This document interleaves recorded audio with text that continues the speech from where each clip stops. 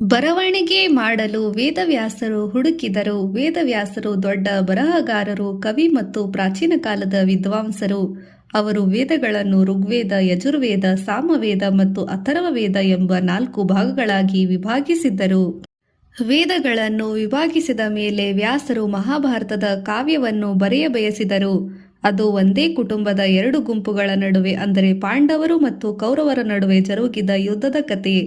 ಮಹಾಭಾರತಕ್ಕೆ ಸೇರಿದ ಹಲವಾರು ಪಾತ್ರಗಳು ಮತ್ತು ಹಲವಾರು ಕಥೆಗಳೂ ಇವೆ. ವೇದವ್ಯಾಸರು ಅರ್ಜುನನಿಗೆ ಕೃಷ್ಣ ಹೇಗೆ ಗೀತೆಯ ಪಾಠ ವಿವರಿಸುತ್ತಾನೆ ಎಂಬುದು ಸೇರಿಸಿದಂತೆ ದೀರ್ಘ ಯುದ್ಧದ ಅತ್ಯಂತ ಸಣ್ಣ ವಿವರಗಳನ್ನು ವಿಸ್ತಾರವಾಗಿಸಲು ಬಯಸಿದರು. ಆದರೆ ವ್ಯಾಸರು ತಾವೊಬ್ಬರು ಅದನ್ನು ಪೂರೈಸಲು ಆಗಲಿಲ್ಲ. ಅವರಿಗೆ ಯಾವುದೋ ದೋಷ ಅಥವಾ ತಡೆ ಇಲ್ಲದೆ ತಾಳ್ಮೆಯಿಂದ ಮತ್ತು ಬುದ್ಧಿವಂತಿಕೆಯಿಂದ ಪೂರೈಸಲು ಯಾರಾದರೂ ಒಬ್ಬರ ಅಗತ್ಯವಾಗಿತ್ತು. ಅದನ್ನು ಯಾವುದೇ ಸಾಧಾರಣವಾದವರು ಮಾಡಲಾಗುತ್ತಿರಲಿಲ್ಲ. ವ್ಯಾಸರಿಗೆ ಈ ಕೆಲಸವನ್ನು ದೈವಿಕ ಮಧ್ಯಸ್ಥಿಕೆಗಳೊಂದಿಗೆ ಮಾತ್ರ ಪೂರೈಸಬಹುದೆಂದು ತಿಳಿದಿದ್ದರು. ವೇದವ್ಯಾಸರ ಪ್ರಸ್ತಾಪ. ವ್ಯಾಸರು ಒಂದು ಪರಿಹಾರಕ್ಕಾಗಿ ಬ್ರಹ್ಮನನ್ನು ಭೇಟಿಯಾಗಲು ನಿರ್ಧರಿಸಿದರು, ಏಕೆಂದರೆ ತಮ್ಮ ಗೊಂದಲದೊಂದಿಗೆ ಅವನೊಬ್ಬನೇ ಅವರಿಗೆ ನೆರವಾಗಲು ಇದ್ದುದಾಗಿತ್ತು. ಬ್ರಹ್ಮ ಸಮಸ್ಯೆ ಕೇಳಿಸಿಕೊಂಡರು, ಅರ್ಥ ಮಾಡಿಕೊಂಡರು. ವ್ಯಾಸರೇ, ಚಿಂತಿಸಬೇಡಿ, ಅಂತಹ ಕೆಲಸವನ್ನು ಪೂರೈಸಲು ಸಮರ್ಥನಾದವನು ನಾನು ಬಲ್ಲೆ. ನಾನು ಅವನಿಗೆ ಮಾತನಾಡುತ್ತೇನೆ ಎಂದನು. ಬ್ರಹ್ಮ ಗಣೇಶನನ್ನು ಆರಾಧಿಸಿದನು. ಬ್ರಹ್ಮನ ಪ್ರಾರ್ಥನೆಗಳನ್ನು ಕೇಳಿ ಗಣೇಶ ಅವನ ಮುಂದೆ ಕಾಣಿಸಿಕೊಂಡನು. ಬ್ರಹ್ಮ ಅವನಿಗೆ ಇಡೀ ಸಂಗತಿಯನ್ನು ವಿವರಿಸಿದನು. ಗಣೇಶ ವ್ಯಾಸರ ಆಶ್ರಮವನ್ನು ತಲುಪಿದನು. ವ್ಯಾಸರು ತಮ್ಮ ಮಹಾಭಾರತ ಬರೆಯುವ ಅತೀವ ಬಯಕೆಯನ್ನು ವ್ಯಕ್ತಪಡಿಸಿದರು ಮತ್ತು ಓ ಭಗವಂತ, ನಾನು ದೀರ್ಘ ಯುದ್ಧ ಕುರಿತು ಬರೆಯಲು ಬಯಸುತ್ತಿದ್ದೇನೆ. ಆದರೆ ಒಂದೇ ಕಾಲಕ್ಕೆ ನಾನು ಆಲೋಚಿಸಿ ಬರೆಯಲಾರೆ. ಈ ಮಂಗಳಕರ ಕಾರ್ಯದಲ್ಲಿ ನೀನು ನನ್ನೊಡನೆ ಸೇರುವೆಯಾದರೆ ನಾನು ಕೃತಜ್ಞನಾಗುತ್ತೇನೆ ಎಂದು ಹೇಳಿದರು. ಗಣೇಶ ತುಸು ಯೋಚಿಸಿ ಪ್ರಸ್ತಾವವನ್ನು ನಿರಾಕರಿಸಿದನು. ಗೌರವಾನ್ವಿತ ಮಹರ್ಷಿ, ನನ್ನ ನೆರವು ನಿಮಗೆ ಬೇಕೆಂದು ನಾನು ಬಲ್ಲೆ. ಆದರೆ ನಾನೀಗಾಗಲೇ ನನ್ನ ಭಕ್ತರನ್ನು ಭೇಟಿ ಮಾಡಿ ಅವರ ಸಮಸ್ಯೆಗಳನ್ನು ನಿವಾರಿಸುವಲ್ಲಿ ನಿರತನಿದ್ದೇನೆ. ನಾನು ನಿಮಗೆ ನೆರವಾಗಲು ಸಮರ್ಥನಿಲ್ಲ, ಕ್ಷಮಿಸಿ ಎಂದು ಹೇಳಿಬಿಟ್ಟನು. ಕಡೆಗೆ ಗಣೇಶ ಒಪ್ಪಿದ ರೀತಿ. ಹಲವು ಸಲ ಕೇಳಿಕೊಂಡ ನಂತರ ವ್ಯಾಸರಿಗೆ ಬರೆಯಲು ಅಂತಿಮವಾಗಿ ಗಣೇಶ ಒಪ್ಪಿದನು. ಆದರೆ ಗಣೇಶ ಅವರಿಗೆ ಒಂದು ಷರತ್ತು ಹಾಕಿದನು. ಮಹರ್ಷಿ, ನೀವು ಕಾವ್ಯ ದ್ವಿಪದಿಗಳಲ್ಲಿ ಇಡೀ ಸನ್ನಿವೇಶಗಳನ್ನು ಒಂದೇ ಬಾರಿಗೆ ನಿರೂಪಿಸಬೇಕು. ಅಂದರೆ ನಾನು ಬರೆಯುವಾಗ ನನ್ನ ಅಡ್ಡಿ ಉಂಟಾಗಬಾರದು, ನನಗೆ ಯಾವುದೇ ಅಡೆತಡೆಗಳು ಬರಬಾರದು ಎಂದು ಹೇಳಿದ. ಮತ್ತೆ ನೀವು ಒಮ್ಮೆ ನಿರೂಪಣೆ ನಿಲ್ಲಿಸಿದರೂ ನಾನು ಬರೆಯುವುದು ಬಿಟ್ಟು ಬಿಡುತ್ತೇನೆ ಎಂದು ಹೇಳಿದನು. ಇದು ವ್ಯಾಸರಿಗೆ ಚಿಂತೆಗೀಡು ಮಾಡಿತು. ಅವರು, ನಾನು ಇದನ್ನು ವೇಗವಾಗಿ ನಿರೂಪಿಸಲು ಸಾಧ್ಯವಾಗದು, ತಡೆಯಿಲ್ಲದೆ ಆದೇಶ ಕೊಡುವುದು ಅಸಾಧ್ಯ, ಒಂದು ವಿರಾಮ ತೆಗೆದುಕೊಳ್ಳದೆ ಸರಿಯಾದ ಪದ ಸಮುಚ್ಚಯಗಳನ್ನು ನಿರೂಪಿಸುವುದು ಕಷ್ಟ ಎಂದು ಆಲೋಚಿಸಿದರು. ಬಳಿಕ ಅವರೇ ಒಂದು ಪರಿಹಾರ ಕಂಡುಕೊಂಡರು. ಭಗವಂತ, ನಾನು ನಿನ್ನ ಷರತ್ತು ಒಪ್ಪಿಕೊಳ್ಳುತ್ತೇನೆ, ಆದರೆ ನೀನು ನನ್ನ ನಿರೂಪಣೆಯನ್ನು ಪೂರಾ ಅರ್ಥ ತಿಳಿದ ಮೇಲೇ ಬರೆಯುವೆ ಎಂದಾಗ ವಾಗ್ದಾನ ಮಾಡಬೇಕು ಎಂದರು. ಗಣೇಶ ಒಪ್ಪಿ ತಿಳಿಸಿ, ಚಿಂತಿಸಬೇಡಿ, ನಾನು ದ್ವಿಪದಿಗಳನ್ನು ಅದನ್ನು ಅರ್ಥ ಮಾಡಿಕೊಂಡ ಬಳಿಕವೇ ಬರೆಯುತ್ತೇನೆ. ಹೇಗೇ ಇರಲಿ, ಅರ್ಥ ಮಾಡಿಕೊಳ್ಳಲು ನನಗೆ ಸ್ವಲ್ಪ ಸಮಯ ಬೇಕಾಗಬಹುದು. ಅದಕ್ಕಾಗಿ ನಾನು ಸ್ವಲ್ಪ ವಿರಾಮವನ್ನು ತೆಗೆದುಕೊಳ್ಳಲೂಬಹುದು ಮತ್ತು ಆ ವಿರಾಮಗಳನ್ನು ಎಣಿಸುವುದಿಲ್ಲ ಎಂದು ಹೇಳಿದನು. ವ್ಯಾಸರು ಸಂತೋಷದಿಂದ ಒಪ್ಪಿದರು. ವ್ಯಾಸರು ಮಹಾಭಾರತ ನಿರೂಪಿಸಿದರು. ವ್ಯಾಸರು ಮಹಾಭಾರತ ಕಾವ್ಯ ಬರೆಯಲು ಗಣೇಶ ಒಪ್ಪಿಕೊಂಡ ನಂತರ ವ್ಯಾಸರು ತಮ್ಮ ಮನಸ್ಸಿನಲ್ಲಿ ದ್ವಿಪದಿಗಳನ್ನು ರೂಪಿಸಲು ತೊಡಗಿದರು. ಅವರು ಪದ್ಯಗಳು ಮತ್ತು ದ್ವಿಪದಿಗಳನ್ನು ಸರಳವಾಗಿಟ್ಟುಕೊಳ್ಳಲು ಆಗುವುದಿಲ್ಲ ಎಂದು ತಿಳಿದಿದ್ದರು. ಏಕೆಂದರೆ ಮುಂದಿನದನ್ನು ಆಲೋಚಿಸಲು ಸಮಯ ಸಿಗುತ್ತಿರಲಿಲ್ಲವಷ್ಟೇ. ಬರೆಯುವುದನ್ನು ಬಿಡಲು ಬದಲು ಗಣೇಶನಿಗೆ ತನ್ನ ಬರವಣಿಗೆಗೆ ವಿರಾಮ ಅವಶ್ಯಕವಾಗಿತ್ತು. ಆದುದರಿಂದ ವ್ಯಾಸರು ದ್ವಿಪದಿಗಳನ್ನು ಸಾಧ್ಯವಿದ್ದಷ್ಟು ಜಟಿಲವಾಗಿ ನಿರೂಪಿಸಿದರು. ಈ ಮಧ್ಯೆ ಗಣೇಶ ಬರೆಯುವ ಸಾಮಗ್ರಿ ಸಿದ್ಧ ಮಾಡಿಕೊಳ್ಳುತ್ತಿದ್ದನು. ಅವನು ಭೋಜಪತ್ರವನ್ನು ತನ್ನ ಮುಂದೆ ಇಟ್ಟುಕೊಂಡನು ಮತ್ತು ತನ್ನ ಗರಿಕೆ, ವಿಶೇಷ ಮೂಲಿಕಾ ಮಸಿಯನ್ನು ಕೂಡ. ಸ್ವಲ್ಪ ಸಮಯದಲ್ಲಿ ವ್ಯಾಸರು ನಿರೂಪಣೆ ಆರಂಭಿಸಿದರು.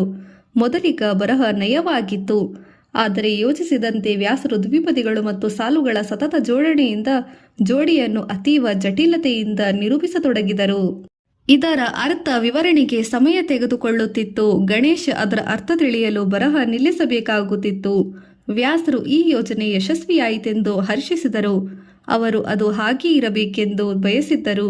ಗಣೇಶ ಒಂದು ದ್ವಿಪದಿ ಅರ್ಥ ಮಾಡಿಕೊಂಡು ಬಳಿಕ ಹೆಚ್ಚು ಉತ್ಸಾಹದಿಂದ ಬರೆಯುತ್ತಿದ್ದನು. ಹೀಗೆ ಬರಹ ಮುಂದುವರಿಯುತ್ತಿತ್ತು. ಮಹಾಕಾವ್ಯ ಮಹಾಭಾರತ 28,000 ಪದ್ಯಗಳೊಂದಿಗೆ ಮತ್ತು ಪ್ರತಿ ಪದ್ಯವು ಸುದೀರ್ಘ ಸಾಲಿನಿಂದ ಕೂಡಿದ್ದು ಮಹಾಭಾರತ ಈ ವಿಶ್ವದಲ್ಲಿ ಅತ್ಯಂತ ಉದ್ದವಾದ ಮಹಾಕಾವ್ಯ ಆಗಿದೆ.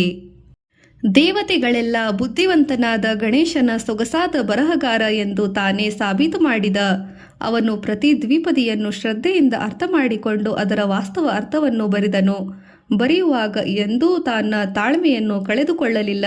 ನಡುವೆ ದೀರ್ಘ ವಿರಾಮವನ್ನು ವ್ಯಾಸರಿಗೂ ಇನ್ನೂ ಜಟಿಲ ಮತ್ತು ಅರ್ಥಪೂರ್ಣ ದ್ವಿಪದಿಗಳನ್ನು ಬರೆಯಲು ನೆರವಾಗುತ್ತಿದ್ದನು.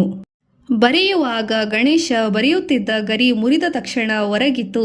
ಯಾವುದೇ ಸಮಯ ವ್ಯರ್ಥ ಮಾಡದೆ ದೀರ್ಘಯುದ್ಧ ತಡೆಯಿಲ್ಲದ ಬರಹದ ವಾಗ್ದಾನದ ಕಾರಣ ಗಣೇಶ ತನ್ನ ಮುರಿದ ದಂತದೊಂದಿಗೆ ಬರಹ ಪುನರಾರಂಭಿಸಿದ. ಆ ದಂತ ಪರಶುರಾಮ ಮುರಿದುದಾಗಿತ್ತು. ಅಂತಹ ಅರ್ಪಣಾ ಮನೋಭಾವ, ಬದ್ಧತೆ ಮತ್ತು ಏಕಾಗ್ರತೆಯನ್ನು ಗಣೇಶ ಮತ್ತು ವ್ಯಾಸರು ತೋರಿದ್ದು ಮಹಾಕಾವ್ಯದ ಬರಹ ಅಂತ್ಯ ಕಂಡಿತು. ವೇದವ್ಯಾಸರ ದೊಡ್ಡ ಪ್ರಮಾದ. ವೇದವ್ಯಾಸರ ಜ್ಞಾನ ಮತ್ತು ಬುದ್ಧಿವಂತಿಕೆ ಬಗ್ಗೆ ಯಾರಿಗೂ ಅನುಮಾನ ಇಲ್ಲದಿದ್ದರೂ ಕೂಡ ಅವರೂ ಕೂಡ ಪುರಾಣಗಳನ್ನು ಬರೆಯುವಾಗ ಒಂದು ದೊಡ್ಡ ಪ್ರಮಾದ ಮಾಡಿದ್ದರು. ಯಾವುದೇ ದೊಡ್ಡ ಧರ್ಮಗ್ರಂಥ ಬರೆಯುವಾಗ ಒಂದು ಮಂಗಳ ಶ್ಲೋಕದೊಂದಿಗೆ ಆರಂಭಿಸುವುದು ಕಡ್ಡಾಯ. ಯಾವುದೇ ವಿಘ್ನವಿಲ್ಲದೆ ಕೆಲಸ ಮಾಡುವುದಕ್ಕೆ ಗಣೇಶನ ಶುಭಾಶಯಗಳು ಅತಿ ಮುಖ್ಯ. ತಮ್ಮ ಹೆಮ್ಮೆಯಲ್ಲಿ ತೊಡಗಿದ್ದ ವ್ಯಾಸರು ಹಾಗೆ ಮಾಡಲು ಮರೆತರು. ಇದರ ಫಲ ಮಹರ್ಷಿ ಪುರಾಣಗಳನ್ನು ರಚಿಸಿ ಮತ್ತು ಕಾರ್ಯವನ್ನು ನಿರ್ವಹಿಸುವಾಗ ಅಸಂಖ್ಯಾತ ಅಡಚಣೆಗಳು ಮತ್ತು ಕಷ್ಟಗಳು ಎದುರಾದವು. ಅದನ್ನು ಪೂರೈಸಲು ಅವರು ಪ್ರತಿಯೊಂದು ಮಾಡಿದ್ದ ನಂತರವೂ ಕೆಲಸವನ್ನು ಅಪೂರ್ಣವಾಗಿಯೇ ಉಳಿಯಿತು. ಗ್ರಂಥದಲ್ಲಿ ಹಲವು ನಂತರಗಳಿದ್ದವು. ವ್ಯಾಸರು, ದೇವಾ, ನಾನೇಕೆ ಪವಿತ್ರ ಕಾಯಕ ಮಾಡಿದರೂ ಹಲವು ಕಷ್ಟಗಳು ಎದುರಿಸಬೇಕಾಗಿದೆ. ನನ್ನ ಏಕೈಕ ಉದ್ದೇಶ ಧರ್ಮಗ್ರಂಥಗಳನ್ನು ಸೃಷ್ಟಿಸುವುದು ಮತ್ತು ಜನ ಅದರೊಂದಿಗೆ ಸಮೃದ್ಧ ಜೀವನ ನಡೆಸುವುದಾಗಿದೆ. ಪುರಾಣಗಳ ಜ್ಞಾನ ಪ್ರತಿಯೊಂದು ಜೀವಿಗೂ ಸೇರಿದ್ದಾಗಿದೆ. ಆದರೆ ನನ್ನ ಎಲ್ಲ ಪ್ರಯತ್ನಗಳು ವ್ಯರ್ಥವಾದವು. ಹೇಳಿ, ನಾನು ಏನು ಮಾಡಬೇಕು ಎಂದು ಹೇಳಿದರು. ವ್ಯಾಸರ ಸಾಕ್ಷಾತ್ಕಾರ. ವ್ಯಾಸರು ಗೊಂದಲಕ್ಕೊಳಗಾದರು.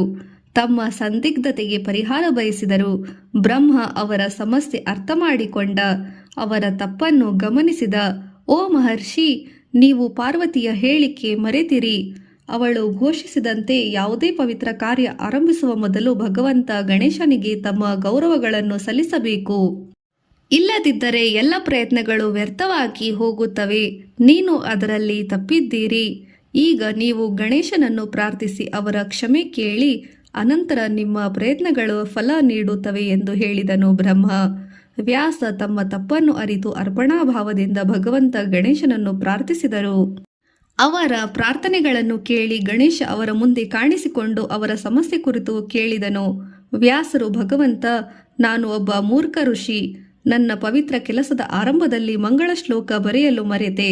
ನಾನು ನಿನ್ನ ಕ್ಷಮೆ ಯಾಚಿಸುತ್ತೇನೆ ಎಂದರು.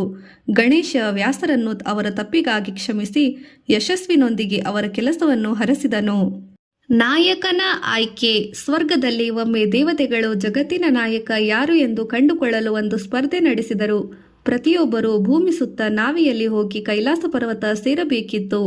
ಅದು ಶಿವನ ನಿವಾಸ.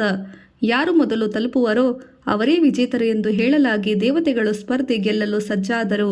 ಪ್ರತಿಯೊಬ್ಬರು ಒಂದು ಶುಭ ವೇಳೆಯಲ್ಲಿ ಪರಸ್ಪರ ನಿರ್ಧರಿಸಿದರು. ಈ ಪ್ರಕ್ರಿಯೆಯಲ್ಲಿ ಗಣೇಶ ಪ್ರಸ್ತಬ್ಧವಾಗಿ ತಲೆ ಕೆಳಗೆ ಮಾಡಿ ಒಂದು ಪಕ್ಕ ಕುಳಿತಿದ್ದ. ಪಂದ್ಯದಲ್ಲಿ ಭಾಗಿಯಾಗಲು ವ್ಯಕ್ತಪಡಿಸಲೂ ಇಲ್ಲ. ಮಹರ್ಷಿ ನಾರದರು ಬರುತ್ತಿದ್ದಾಗ ಇದಕ್ಕೆ ಕಾರಣವೆಂದು ಕೇಳಲು ಗಣೇಶ ಉತ್ತರಿಸಿದ. ಮಹರ್ಷಿ, ನನ್ನದೊಂದು ಸಣ್ಣ ವಾಹನ. ಇತರ ದೇವತೆಗಳ ವಾಹನಗಳಿಗೆ ಹೋಲಿಸಿದರೆ ನಾನು ಪಂದ್ಯದಲ್ಲಿ ಗೆಲ್ಲುವುದಿಲ್ಲ ಎಂದು ನಾನು ಬಲ್ಲೆ. ಅದರಲ್ಲಿ ಭಾಗಿಯಾಗದಿರುವುದೇ ಉತ್ತಮ ಎಂದು ಹೇಳಿದ. ಗಣೇಶ ಪ್ರೇರಣಾರಹಿತರಾಗಿದ್ದು ನೋಡಿ ನಾರದರು ಅವನಿಗೆ ನೆರವಾಗಲು ನಿರ್ಧರಿಸಿದರು. ಗಣೇಶ ನಾಯಕನಾದ ರೀತಿ. ಮಹರ್ಷಿ ನಾರದರು ಗಣೇಶನಿಗೆ ಮೊದಲು ಸಾಂತ್ವನ ನೀಡಿ ಬಳಿಕ ಪಂದ್ಯದಲ್ಲಿ ಭಾಗಿಯಾಗಲು ಉತ್ತೇಜಿಸಿದರು. ಗಣೇಶನಿಗೆ ಮನವರಿಕೆ ಮಾಡಲು ನಾರದರು, ಗಣೇಶ, ಯಾವುದೇ ಸಮಸ್ಯೆಗೆ ಪರಿಹಾರ ಕಂಡುಕೊಳ್ಳಲು ಪ್ರಯತ್ನಿಸು. ಮುನ್ನ ನೀನು ಭರವಸೆಯನ್ನು ಕಳೆದುಕೊಳ್ಳಬೇಡ, ಚಿಂತಿಸಬೇಡ. ರಾಮ ಎಂಬ ಪಠಿಸುವುದರಿಂದ ಹಿಂದಿನ ಶಕ್ತಿ ನೀನು ಬಲ್ಲೆಯಾ? ಜಗತ್ತು ಈ ಹೆಸರಿನಲ್ಲಿ ನೆಲೆಸಿದೆ. ಅದನ್ನು ನೆಲದ ಮೇಲೆ ಕೆತ್ತಿದರೆ ವಿಶ್ವಯಾನದ ನಿನ್ನ ಗುರಿ ನೀನು ಪೂರೈಸಬಹುದು. ನೀನು ನಿನ್ನ ವಾಹನದ ಮೇಲೆ ವಿಶ್ವ ಸಂಚರಿಸಬೇಕಿಲ್ಲ ಎಂದರು. ಗಣೇಶ ನಾರದರ ಸಂದೇಶ ಕ್ಷಣದಲ್ಲಿ ಅರ್ಥ ಮಾಡಿಕೊಂಡ. ಅತೀವ ಉತ್ಸಾಹದಿಂದ ನೆಲದ ಮೇಲೆ 3 ಬಾರಿ ರಾಮ ಎಂದು ಅಕ್ಷರಗಳನ್ನು ಕೆತ್ತಿದ. ಬಳಿಕ ಅವನು ಶಿವನ ನಿವಾಸಕ್ಕೆ ಹೋಗಿ ಎಲ್ಲ ಅವನಿಗೆ ಹೇಳಿದ. ಶಿವ ಇದನ್ನು ಕೇಳಿ ಆಹ್ಲಾದಗೊಂಡ. ಮಗನೇ, ನಾರದರು ಸರಿ ಹೇಳಿದ್ದಾರೆ. ರಾಮನ ಹೆಸರು ಇಡೀ ಜಗತ್ತನ್ನು ತನ್ನಡಿ ಅಡಗಿಸಿಕೊಂಡಿದೆ. ಅದು ಮಹಾಶಕ್ತಿಯುತ. ನೀನು ಈ ನಿಜ ಕಡೆಗೆ ಅರ್ಥ ಮಾಡಿಕೊಂಡೆಯಲ್ಲ ಎಂದು ನನಗೆ ಸಂತೋಷವಾಗಿದೆ. ಹಾಗಾಗಿ ನಾನು ನಿನ್ನನ್ನೇ ವಿಜೇತ ಎಂದು ಪರಿಗಣಿಸಿದ್ದೇನೆ. ಇಂದಿನಿಂದ ನಿನ್ನನ್ನು ವಿನಾಯಕ ಎಂದು, ಗಣಪತಿ ಎಂದು ಕರೆಯಲಾಗುತ್ತದೆ ಎಂದು ಹೇಳಿದ. ಗಣಪತಿ ವರೆಣ್ಯನ ಮಗ. ವರೆಣ್ಯ ಎಂಬ ಹೆಸರಿನ ಒಬ್ಬ ದೊರೆ ಗಣೇಶನನ್ನು ತನ್ನ ಮಗನನ್ನಾಗಿ ಹೊಂದಲು ಒಮ್ಮೆ ಆಶಿಸಿದ. ಕಾಕತಾಳೀಯ ಎನ್ನುವಂತೆ ಅವನ ಪತ್ನಿ ಗರ್ಭಿಣಿ ಇದ್ದು ಮಗುವಾಗುತ್ತಿತ್ತು. ಇದನ್ನು ನೋಡಿ ಗಣೇಶ ತನ್ನ ತಾಯಿಗೆ, ಅಮ್ಮ, ನಾನು ವರೆಣ್ಯನ ಮಗನಾಗಿ ಜನಿಸುವ ಅಗತ್ಯವಿದೆ ಎಂದು ಹೇಳಿದ. ಪಾರ್ವತಿಯ ಆಶೀರ್ವಾದಗಳನ್ನು ಪಡೆದ ನಂತರ ಗಣೇಶ ಭೂಲೋಕಕ್ಕೆ ಹೊರಟ. ಭೂಮಿಗೆ ಬಂದ ಮಗುವಾಗಿ ಆ ಮಗುವನ್ನು ರಾಣಿ ಮಲಗಿದ್ದಾಗ ಒಬ್ಬ ಹೆಂಗಸು ಅಪಹರಿಸಿದುಕೊಂಡ. ಗಣೇಶ ತಾನೇ ಮಗುವಿನ ರೂಪದಲ್ಲಿ ಅದರ ಸ್ಥಾನದಲ್ಲಿ ಇದ್ದ. ಆದರೆ ಗಣೇಶನ ನೋಟವೇ ತೊಂದರೆಯಾಯಿತು. 1 ಸೊಂಡಿಲು ಮತ್ತು 4 ಕೈಗಳು ಇದ್ದವು.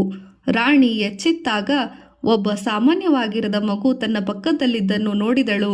ಅವಳು ಅದನ್ನು ಎತ್ತಿಕೊಂಡು ಬೇಗನೆ ಕಾಡಿನಲ್ಲಿ ಬಿಟ್ಟು ಬಂದಳು.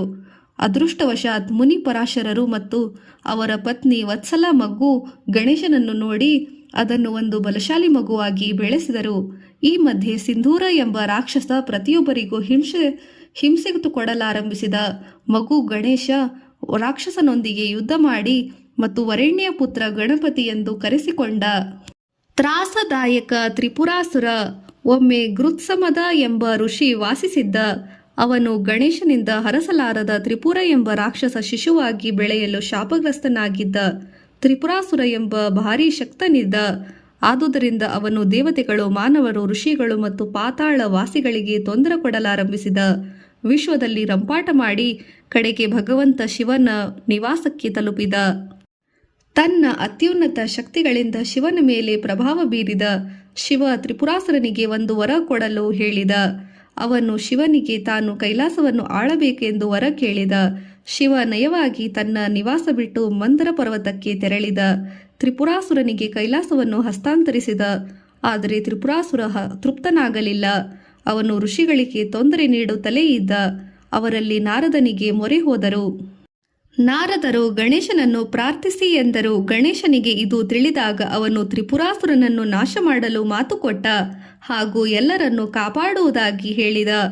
ಅವನು ಒಬ್ಬ ಬ್ರಾಹ್ಮಣನಾಗಿ ರೂಪಾಂತರಗೊಂಡು ತ್ರಿಪುರಾಸುರನನ್ನು ಎದುರಿಸಿ ಅಮರಾವತಿಗೆ ಹೋದ.